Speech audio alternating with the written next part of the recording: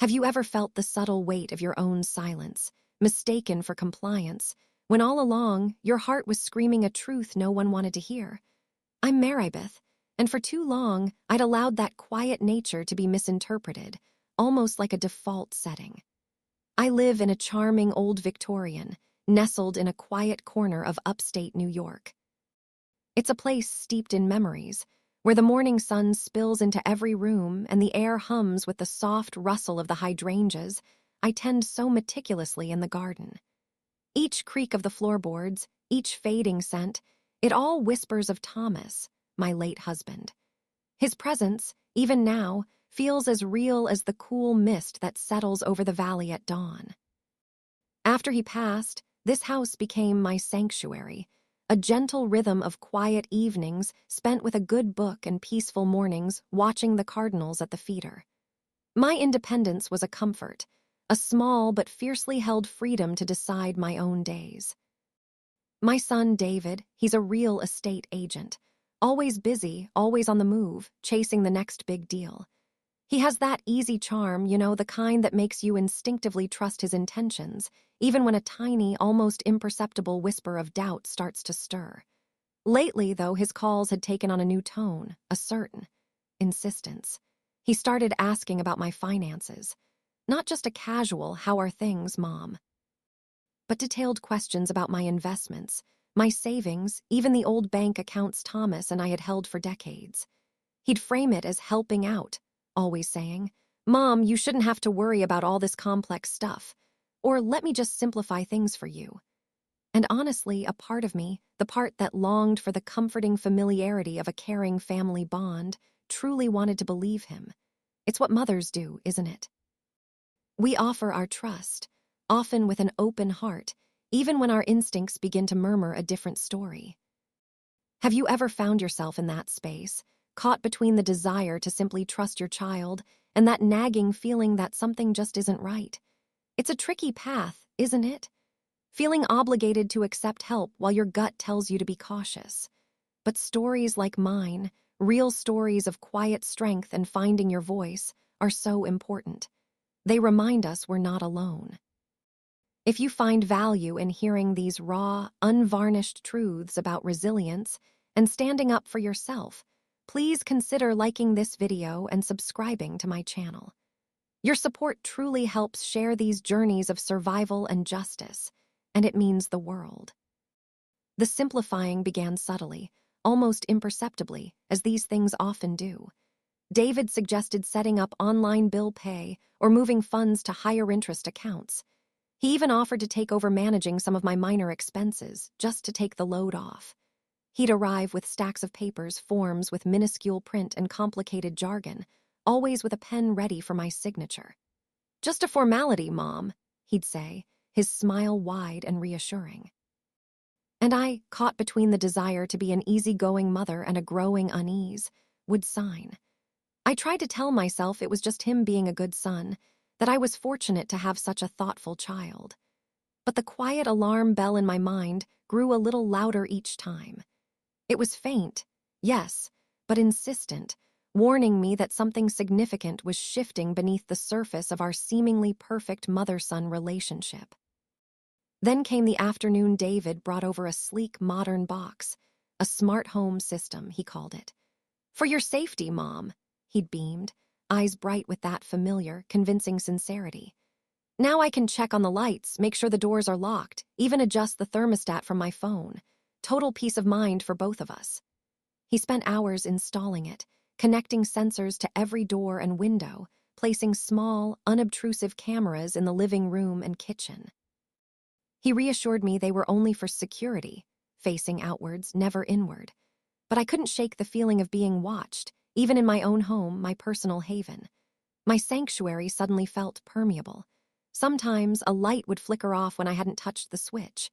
Other times the front door, which I swore I'd locked, would be slightly ajar when I went to check. Little things, easily dismissed as an old woman's natural forgetfulness. But I wasn't forgetful. I was keenly observant. The true jolt came the day I found it. My antique writing desk, a solid oak piece Thomas had inherited from his grandfather, was where I kept all my important papers, deeds, wills, investment portfolios. It had a delicate brass lock, one I rarely used. But as I reached for my stationery one morning, I saw it, a faint, barely visible scratch near the keyhole. It wasn't deep, not obvious to a casual glance, but it was undeniably fresh, a thin line marring the polished wood. My heart gave a little jolt, a sudden cold awareness. I hadn't used tea. Hatlock in years, and I certainly hadn't scratched it. The realization hit me, precise and chilling.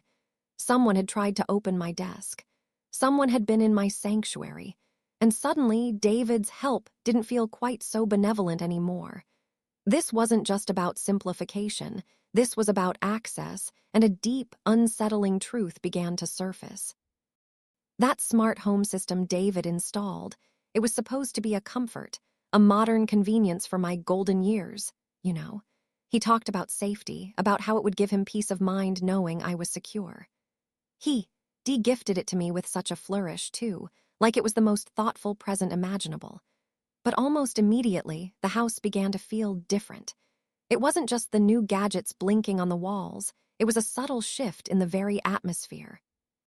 I started noticing things that, alone, you might dismiss. Lights would turn off in the middle of a chapter I was reading, plunging me into sudden darkness. A door I was certain I'd locked would be ever so slightly ajar when I walked past, letting in a cool draft. These weren't big, dramatic occurrences, but tiny, unsettling nudges that chipped away at my sense of security, like grains of sand eroding a shoreline. It was more than just odd glitches. It felt like a subtle, constant surveillance. I'd walk into the living room, and the soft glow of the motion sensor light would activate just as I crossed the threshold, making me feel like I was on stage. I'd be in the kitchen making my tea, and the thermostat, which I'd set for warmth, would suddenly drop a few degrees. It was as if the house itself was responding to an unseen conductor, and that conductor wasn't me. David would call and casually mention, "Oh, I saw your lights were on late last night, Mom. Everything all right?" Or, "Did you remember to lock the back door? The sensor showed it was open for a bit." His tone was always gentle, always concerned, but each comment was a confirmation. He wasn't just checking on the house, he was checking on me. That feeling of being constantly observed, of losing control over my own private space, began to weigh heavily. It felt less like being cared for, and more like being managed. Have you ever had that uncanny feeling, like your home is truly your own anymore? Like the walls are listening, and the very air is thick with unseen eyes? It's a strange, disquieting sensation, almost like being a ghost in your own life, moving through familiar rooms that no longer feel entirely yours. Someone once told me, growing old sometimes feels like becoming a ghost in your own home, invisible to others, but hyper-aware of everything. This was different, though. I wasn't invisible, I was under a microscope. I started testing it subtly. I'd leave the kitchen light on just a crack and find it fully off an hour later. I'd leave a window unlatched, only to notice it securely fastened when I passed by again. Each time, a new confirmation that my son's gift was anything but. The suspicion deepened from a quiet whisper to a persistent hum in my mind. It wasn't just about my finances anymore. It was about my autonomy, my very sanity. Was he trying to make me question myself, make me believe I was truly forgetful, truly needing this help? That scratch on my antique desk, it kept gnawing at me. It wasn't a scratch from age or wear. It was a fresh mark, thin and sharp, right next to the delicate brass lock. That desk held everything. My will, Thomas's life insurance policies, the deeds to this house, our old investment portfolios. Papers I rarely touched, but whose security was paramount. I remembered trying the lock after David left that day, just to see if it still worked. It did. But that scratch, it implied an attempt, a deliberate act. It was a physical intrusion, far more unsettling than the digital one from the smart home. It was a false lead of sorts, making me think of a simple break-in, but my gut knew better. This wasn't some random burglar. This felt connected, too precise, too personal. It felt like another piece of David's elaborate puzzle, a hint that his intentions went far beyond simplification, or even concern for my safety. This was about control, and the idea began to solidify in my mind that this wasn't about me being old. It was about me having something they wanted. And the thought sent a cold shiver down my spine, chilling me far more than any draft from an unlatched window. That smart home system David installed, it wasn't just a convenience. It felt like a ghost, silently moving through my house, always watching. My sharp mind, honed by years of managing a household and navigating life's quiet complexities with Thomas, started piecing things together. The lights turning off when I was still in the room, the thermostat dropping, the doors subtly ajar. These weren't malfunctions. These were observations. And David's oddly specific phone calls, mentioning things no one should know unless they W. Air actively monitoring my home. It became undeniably clear. This elaborate gift, this supposed comfort, was a tool for surveillance. I decided to test my theory. I started small, leaving a ceramic teacup on the edge of the kitchen counter, just a little closer to the sink than I normally would. Then I'd go to bed, and in the morning, the cup would be neatly tucked away in the cupboard. Or I'd leave my reading glasses on the side table in the living room, and the next day, they'd be precisely centered on the coffee table. These weren't things I'd forget doing. They were deliberate experiments. And each time David would call, his voice laced with feigned concern, "Mom, I noticed the living room looks a bit tidier. Are you feeling up to cleaning so much?" Or, "I saw the kitchen lights went off right after you left. Good that you're being so careful." It was chilling, the way he framed his observations as concern, subtly reinforcing the narrative that I was becoming forgetful, that his help was truly needed. My heart would pound, not from fear, but from a growing, quiet indignation. I wasn't losing my mind. They were trying to steal it. This wasn't the first time David's actions had stirred a faint unease within me, though. There were whispers of the past, you see, memories I had gently pushed aside, choosing to believe in the best of my son. I remembered his sophomore year of college, when he'd suddenly needed a significant sum of money for an investment opportunity that never quite materialized, leaving him financially strained for months. Thomas had brushed it off as youthful naivete, but I recalled the subtle shift in David's eyes then, a hint of desperation that was quickly masked. And later, a minor lie he told about a business trip, a detail that didn't quite add up, but I dismissed it as a simple oversight at the time.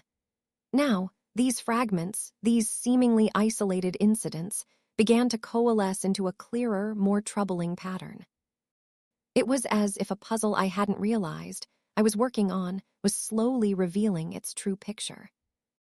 The internal tension coiled tighter within me. It was a silent battle, fought within the confines of my own home and my own mind. I couldn't confront David directly. My intuition, sharp and clear, told me that open accusation would only make him more guarded, more sophisticated in his methods. I needed to investigate discreetly to gather undeniable proof. I began to watch him, just as he was watching me. Every visit, every phone call, every casual comment became a data point. I started keeping a small, hidden notepad by my bedside, jotting down dates, times, and specific observations. It wasn't about anger anymore. It was about survival. It was about protecting the legacy Thomas and I had built, and more importantly, protecting myself from the slow, insidious erosion of my autonomy. The ghost in the machine was real, but so was the unwavering resolve of a mother who refused to be erased. The charade of help escalated with the arrival of Mrs. Sterling. David introduced her with such enthusiasm, calling her a dear family friend and an expert in elder financial planning. Mrs. Sterling herself was all smiles and practiced empathy, a woman in her late 40s with a meticulously styled blonde bob and eyes that, despite their warmth, seemed to assess rather than connect. She was ostensibly there to review my trust and investments, to ensure everything was optimized for my future comfort and security. But from the moment she stepped into my living room, a new layer of unease settled over me. She was overly eager. That's the phrase that kept echoing in my mind. Too quick to agree with David, too effusive in her praise for his foresight in arranging this meeting. During our first conversation, which stretched for nearly 2 hours, she kept emphasizing the complexity of modern financial instruments, suggesting that the burden of managing such things should be lifted from my shoulders. She spoke in soothing tones about simplifying my portfolio, consolidating accounts, and preparing for future eventualities. It all sounded so logical, so benevolent, if you didn't pay close attention to the subtle cues, the fleeting glances. And that's what I did. I watched. Every few minutes, especially when I asked a pointed question about my specific assets or raised a mild objection to her generalized advice, Mrs. Sterling's eyes would dart towards David. It was a quick, almost imperceptible flick, but it was there, a seeking of approval, a silent confirmation. And David, for his part, would offer a tiny, almost imperceptible nod or a faint, encouraging smile. It was a dance, you see, a choreographed performance for my benefit, designed to make me feel secure while they were subtly pulling the strings. It was the hidden hand behind the helper, and it sent a cold shiver down my spine. I understood then, with absolute clarity, that I needed to document everything. Not just the physical intrusions or the strange behavior of the smart home system, but these conversations, these meetings, these subtle gestures that spoke volumes. My little bedside notepad wasn't enough anymore. This required something more dedicated, more secure. I remembered an old, leather-bound journal Thomas had given me years ago, meant for recording garden observations. I retrieved it from the attic, dusted it off, and with a sharpened pencil, I began my true record. I couldn't just write plain sentences. I knew David, and if he or Mrs. Sterling ever found it, it would be dismissed as the ramblings of a confused old woman. So I devised a code, a simple system only I understood. Important names became initials, dates were skewed by a specific number, and key phrases were replaced with seemingly innocent garden terms. Mrs. S. was the thorn bush, David was the climbing vine, and their plans became the weeding.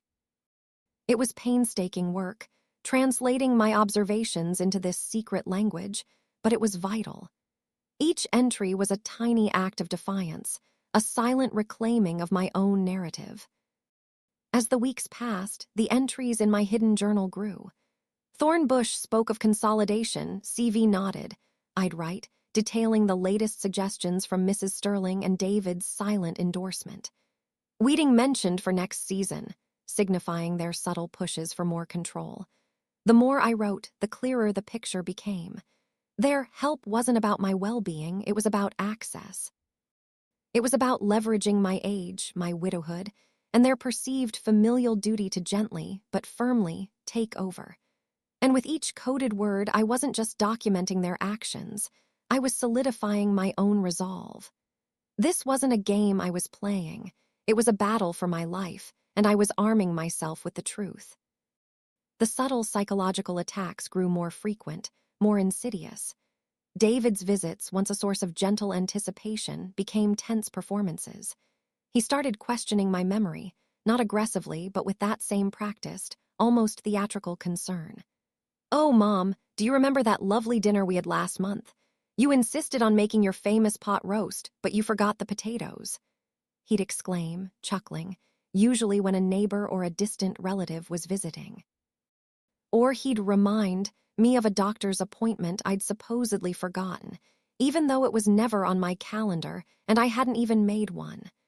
He'd make these pronouncements with a knowing glance at whoever was present, as if to say, "See, she's slipping." It was designed to be demoralizing, to make me doubt myself, to make others doubt me. I could feel the eyes of our acquaintances shift, their smiles becoming a little more pitying, a little less genuine. It was a subtle erosion of my reputation, a calculated effort to paint me as senile, as incapable. My heart would pound with a quiet fury, but I'd force a shaky smile, feigning a momentary lapse. "Oh dear, I suppose I am getting a bit scatterbrained in my old age," I'd murmur, playing the part. It was agony, pretending to be less than I was, but I knew I couldn't tip my hand. This was their game, and I had to play along, at least for now, while gathering my ammunition. Each staged, forgetful moment became another entry in my coded journal. CV, climbing vine attempting, wilting flower narrative, must maintain appearance of fragility. The climax of this insidious campaign came on a Tuesday afternoon. David had insisted on helping me sort through old utility bills. He'd brought a stack of papers, all marked urgent, and guided my hand to sign several documents. I remember his voice, smooth as silk as he explained each one, but my focus was elsewhere. My gaze kept drifting to a small stack of discarded papers on the corner of the table. A local medical clinic, a routine checkup form from months ago. I remembered filling it out, remember my own steady hand signing it. But as my eyes snagged on the signature line, a cold dread began to spread through my chest. It wasn't my signature. Not quite. The loops were a little too round, the slant slightly off, a hesitant flourish where my own hand was firm. It was a forgery, undeniably. Not a perfect one, easily dismissed by a quick glance, but distinct enough to catch the eye of someone who knew my handwriting intimately. It was a small, minor document, a follow-up consent form for a routine blood test I'd taken. But the implication, the sheer audacity of it, made my blood run cold. This wasn't just coercion, not just manipulation through technology or gaslighting. This was direct, blatant, and criminal. This was a line crossed, a stark confirmation of my deepest fears. My hands trembled as I picked it up, feigning casualness, pretending to glance at the dates. David was on the phone in the next room, talking loudly about a new listing. I quickly compared it to a few other documents I knew I had signed. There was no doubt. This was a mistake. This was a deliberate act, a stepping stone in their plan. The knowledge settled in me like a stone, heavy and unyielding. The veil had been lifted. My son, my own flesh and blood, was actively forging my signature. This wasn't about help or concern anymore. This was about a direct assault on my identity, my autonomy, my very legacy. And in that moment, the quiet mother who only observed became a woman ready to fight. The discovery of the forged signature was the cold, hard proof I needed. It crystallized everything, transforming vague suspicions into concrete certainty. In that moment, I knew I couldn't fight this battle alone. The weight of it, the sheer audacity of David's actions, threatened to overwhelm me. But a lifetime of resilience, forged in the quiet strength of my marriage to Thomas and the everyday challenges of raising a family, reminded me that true battles are rarely won in solitude. I needed an ally, someone sharp, discreet, and utterly trustworthy. My mind immediately went to Eleanor Vance. We'd known each other since our early 20s, bonded over shared dreams and countless cups of tea. She was retired now, but for over 4 decades, she'd been a legal secretary for a prominent law firm, specializing in family law and estate planning. Eleanor understood the nuances of legal battles, the subtle currents beneath the surface of official documents. More importantly, she understood people. She had a keen eye for deceit and a calm, unwavering spirit that always brought clarity to chaos.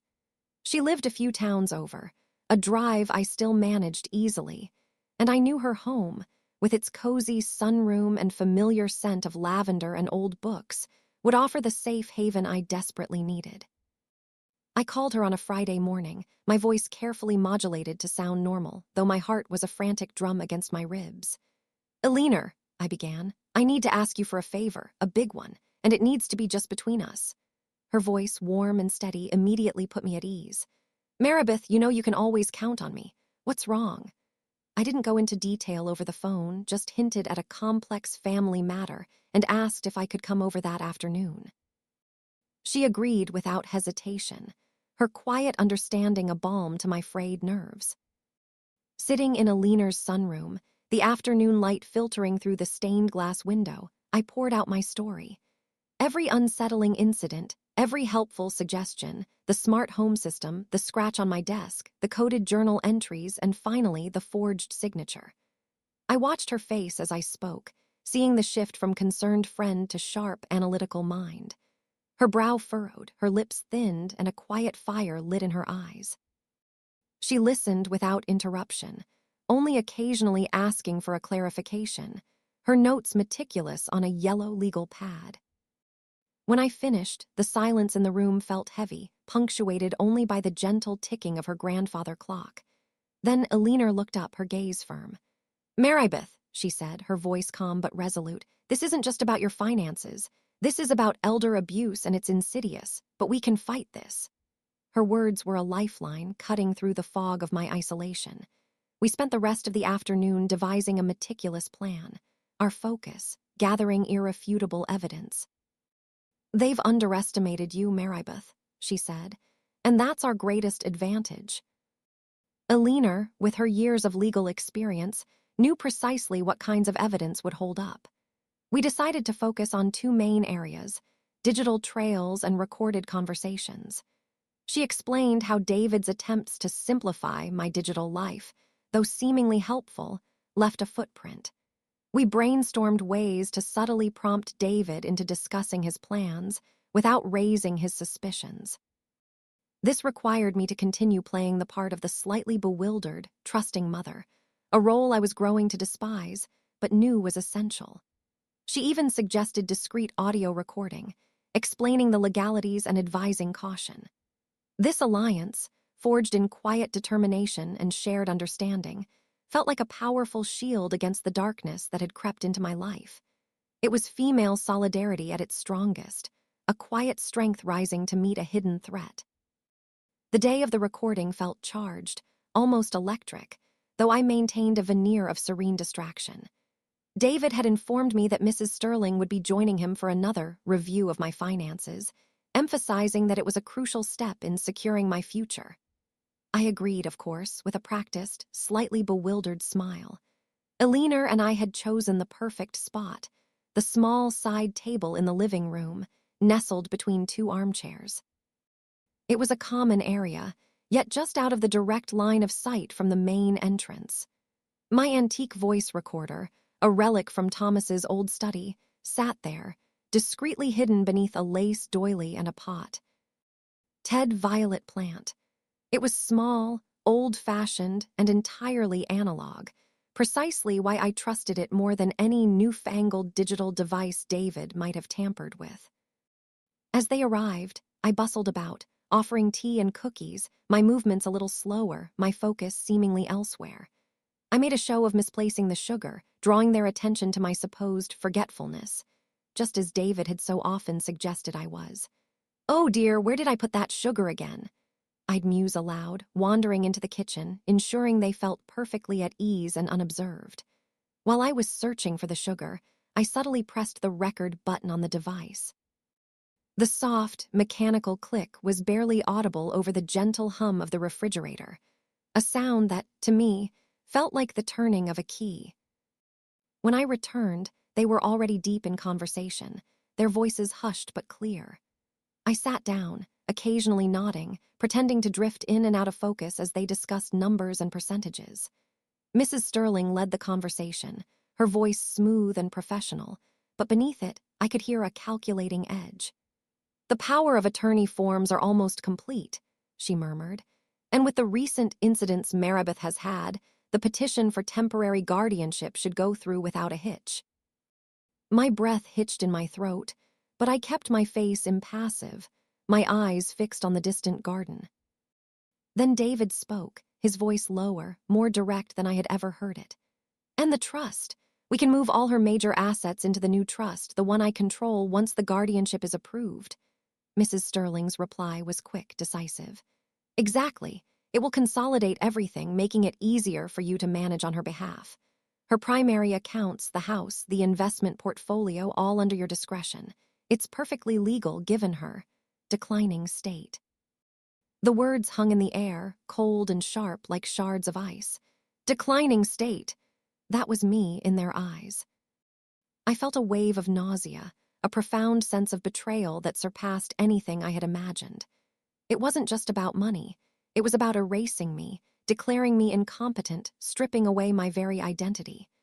They were discussing my life, my legacy, my home, as if I were already gone, or worse, merely a problem to be neatly disposed of. David continued, "And the house? Will it be difficult to liquidate once everything is in the trust? He was already planning to sell my home, my sanctuary, the place Thomas and I had built our lives. My grip tightened on the teacup, my knuckles white, but I forced my gaze to remain placid, my breathing even. This was it. The full extent of their scheme, laid bare. It wasn't just small deceptions or subtle manipulations. It was a wholesale plan to seize everything I had, under the guise of care.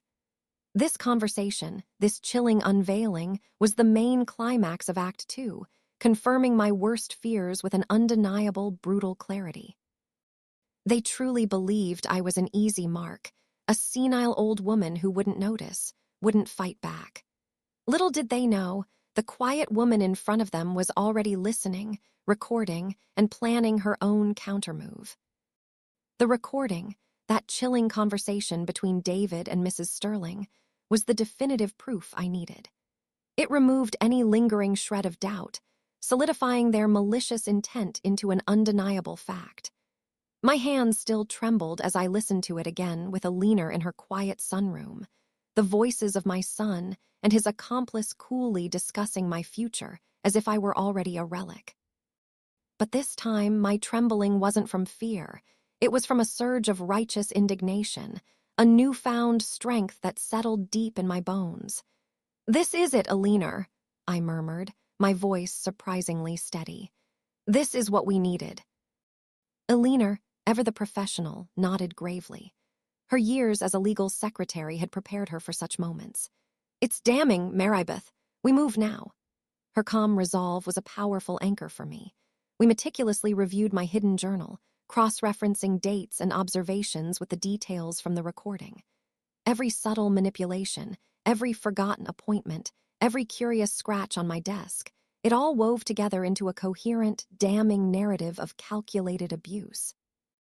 It was overwhelming, seeing it all laid out, but also incredibly empowering.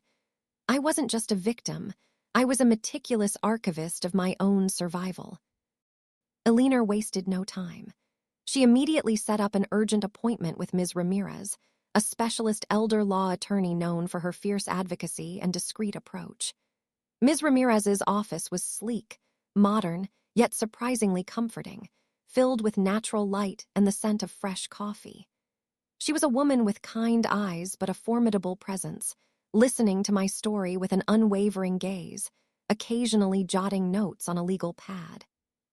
When I played the recording, a flicker of outrage crossed her face, quickly replaced by a steely determination.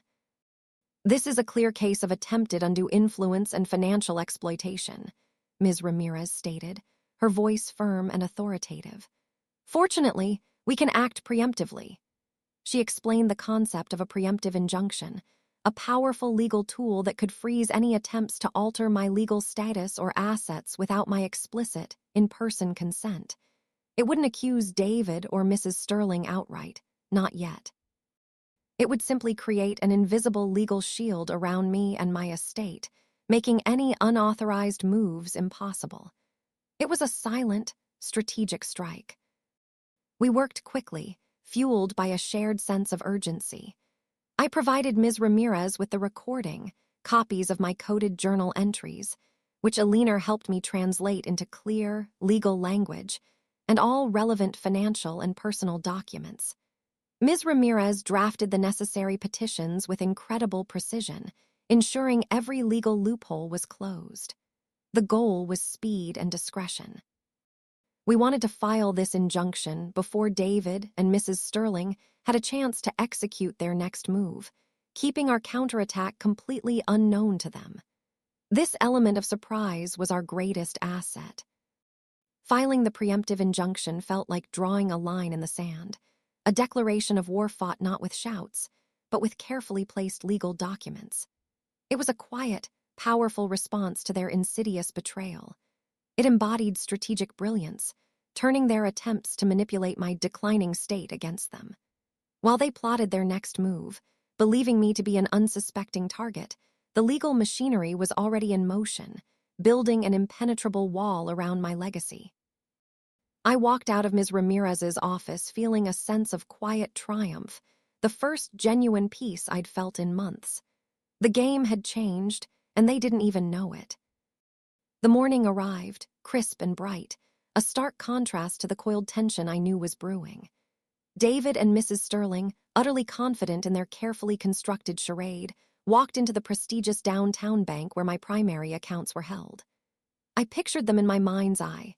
David, impeccably dressed, radiating an air of polite concern. Mrs. Sterling, her blonde bob perfect, a portfolio clutched in her hand, exuding professional benevolence. They had scheduled an appointment under my name, believing they were merely formalizing the final steps of their well-orchestrated plan to manage my affairs. Their strategy, as I now knew, was simple. David would articulate my supposed trouble managing my affairs, while Mrs. Sterling would present a letter, meticulously crafted to resemble a formal court order, suggesting temporary guardianship based on my alleged mental confusion and emotional distress. They were so sure, so utterly convinced that their performance, backed by a subtly forged document, would be enough.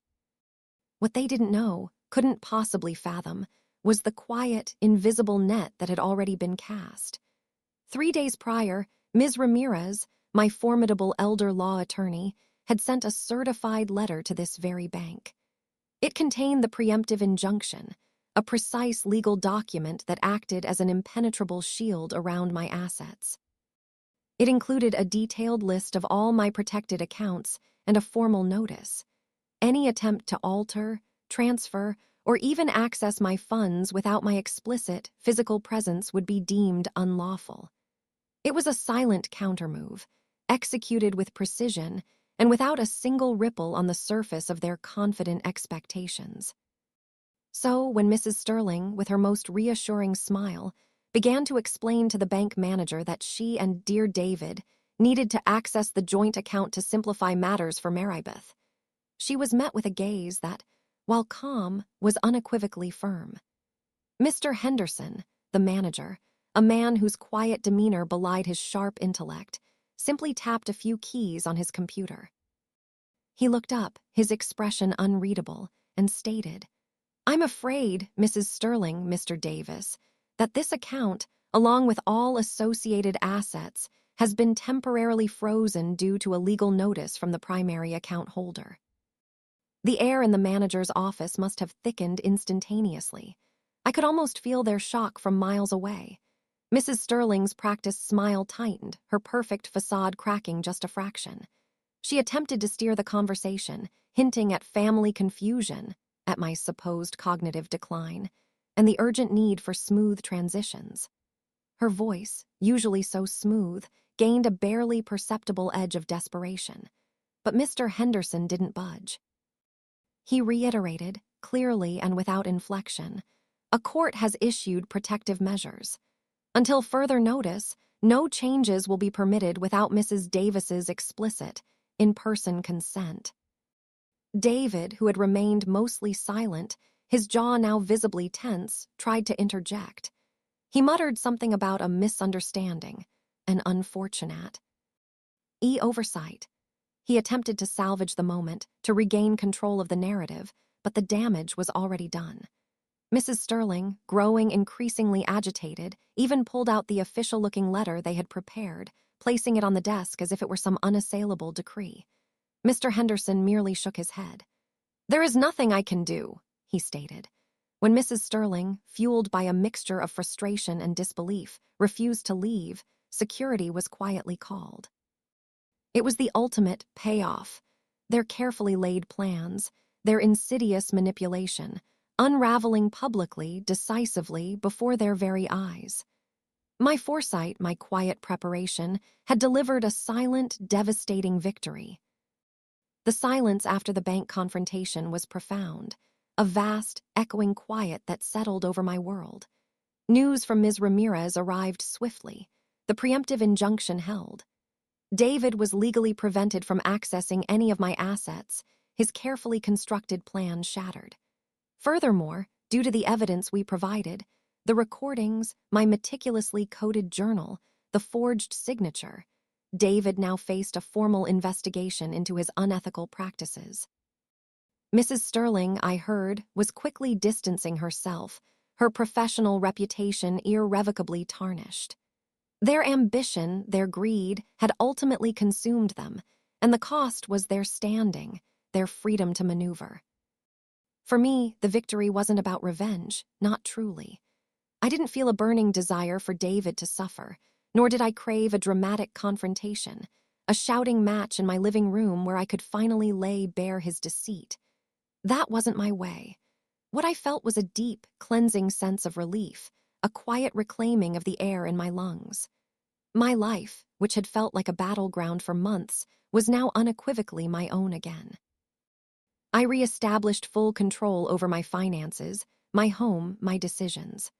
The smart home system, that symbol of subtle surveillance, was dismantled, piece by careful piece, and the scratch on my antique desk, though still there, now served as a reminder not of a wound, but of a quiet battle won. The process of healing began subtly, like the first shoots of spring after a long winter. I found peace not in what they had lost, but in what I had regained. My autonomy, my sense of self, and a newfound strength I hadn't known I possessed. My days resumed their gentle rhythm, but with a profound difference. The quiet moments in my garden, the evenings spent reading by the fireplace, they were no longer tinged with suspicion or the lurking fear of manipulation. They were truly peaceful, truly mine. But my journey couldn't end with just personal peace. The pain I had endured, the shock of betrayal by my own son, had opened my eyes to a silent struggle many others were facing. I began to redefine what legacy meant to me. It wasn't just about financial inheritance or family name. It was about leaving behind a purpose, a ripple effect of good that could turn my trauma into triumph for others. So, I decided against simply reassigning all my assets back to myself. Instead, I worked with Ms. Ramirez and Alina to establish a new foundation. We called it the Quiet Resolve, a discreet foundation specifically designed to support other elderly individuals facing financial exploitation and coercive control. It would provide legal aid, counseling, and safe havens for those who, like me, found their voices silenced and their autonomy threatened by trusted loved ones. I poured my resources, my energy, and the lessons learned into this new purpose. My pain became purpose, my struggle a shield for others. I chose quiet dignity over public spectacle, focusing my energy on building something meaningful, something that would truly last. My story, I realized, wasn't just about fighting back. It was about finding profound peace not through confrontation, but through the decision to no longer wait for an apology, a change of heart, or an acknowledgement of wrong. Peace came from acting, from protecting, and from transforming personal suffering into a beacon of hope for a wider community. This quiet strength, this unwavering resolve, was the true legacy I would leave. My journey, from that quiet, sun-dappled Victorian to the stark realization of betrayal, has taught me an invaluable truth. Resilience isn't always about shouting your pain from the rooftops. Sometimes, it's about the quiet strength you find in meticulously documenting the truth, in trusting your instincts even when others try to tell you you're confused, and in preparing, silently, for the battle you never asked for. The subtle signs of manipulation, the helpful suggestions that felt like control, the questions about my memory that chipped away at my confidence, the unsettling feeling of being watched in my own home, they were all whispers of a larger scheme. And the immense strength, I discovered, lies in reclaiming your voice, even when it feels like no one is listening. True power, I've learned, isn't found in overt confrontation or in the drama of a public spectacle. It resides in quiet preparation, in the unwavering resolve to protect yourself and what you hold dear, and in the profound act of self-preservation. My story is a testament to the fact that dignity doesn't always shout. Sometimes, it simply leaves the door gently and never returns, having built a new path forward. If you've ever felt like your silence was mistaken for weakness, or if someone close tried to erase your power behind a smile, then I hope my story resonated with you. I hope it reminded you that you are not alone, and that your experiences are valid. I'd love to hear from you. Share your thoughts in the comments below, your own stories of resilience, or just a quiet word of connection. Your voice matters, and together, we can foster a community of understanding and support. And if you or someone you know needs help, please reach out to organizations dedicated to protecting the elderly from exploitation. Let's stand together for justice and for peace.